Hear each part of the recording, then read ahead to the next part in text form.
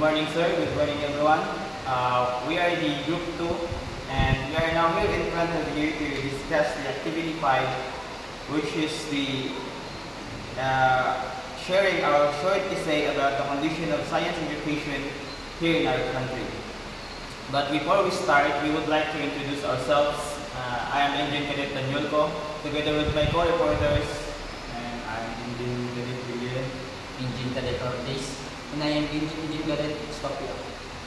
So, with that, we would like to start our discussion.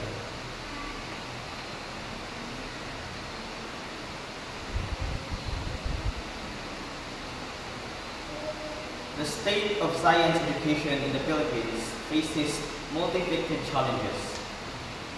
Funding the limitations often lead to inadequate resources like laboratory, equipment, and qualified teachers. The curriculum, while aiming to be globally competitive, may not always be effective, cater the diverse learning style and needs of Filipino students. Furthermore, a lack of emphasis on and practical application and hands-on learning can hinder students' ability to engage deeply with scientific concepts.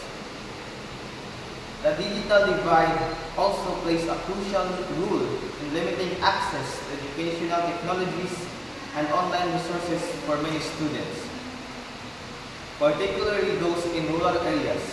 Addressing these issues requires increased government investment in education, teachers training initiatives, and curriculum reforms that prioritize practical skills and engagement.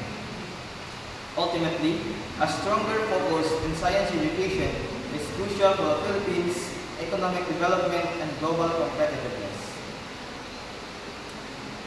Furthermore, fostering a partnership between schools and private institutions and international organizations can help provide additional resources and learning opportunities for students.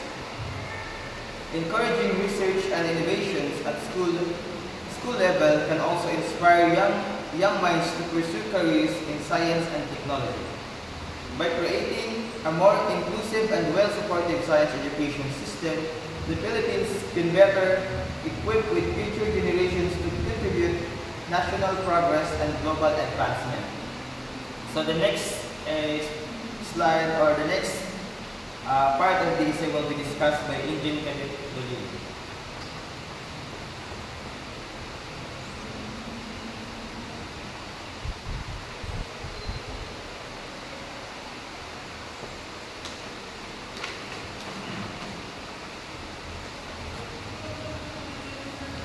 Okay, good day everyone. Today I will be discussing the challenges facing science education in the Philippines and how we can address them. First, one of the biggest problems in funding limitation.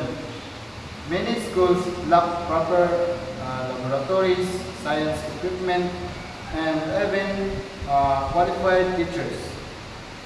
Without this, students struggle to get hands-on experience, which is crucial in learning science and effectively. Second, while our curriculum is designed to be globally competitive, it doesn't always match the learning style and needs of Filipino students. Some students learn better with practical applications, yet many schools rely on theory-based teaching instead of hands-on experiments. Another major issue is the lack of practical application. In science education, science is not just about memorizing facts. It should involve experiments, real-world problem solving, and critical thinking.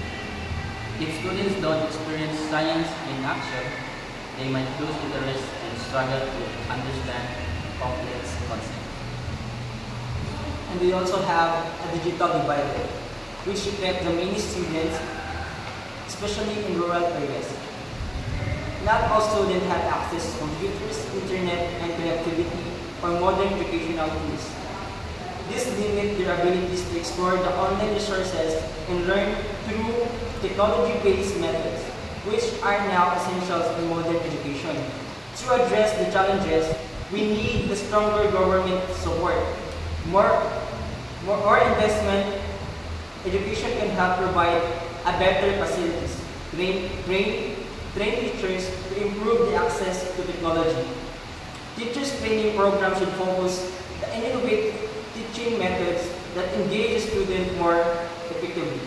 The curriculum should also be performed to ensure the practical skills and the real-world application are emphasized.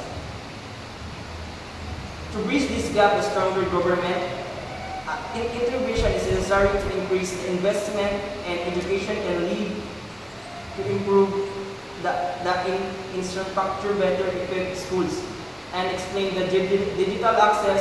Government and educational institutions should be collaborate to provide the stabilized internet access, distribute devices to create the technology hubs, and underserved area. Additional teachers training program must incorporate integrated and techniques to maximize the digital tools to interpret training. So to sum it all up, improving science education is vital for economic growth and global competitiveness in the Philippines. If we can strengthen our science education system, we can produce a more skilled professionals, drive the technology's advancement, and better opportunities for our future generation. The digital provider remains a significant.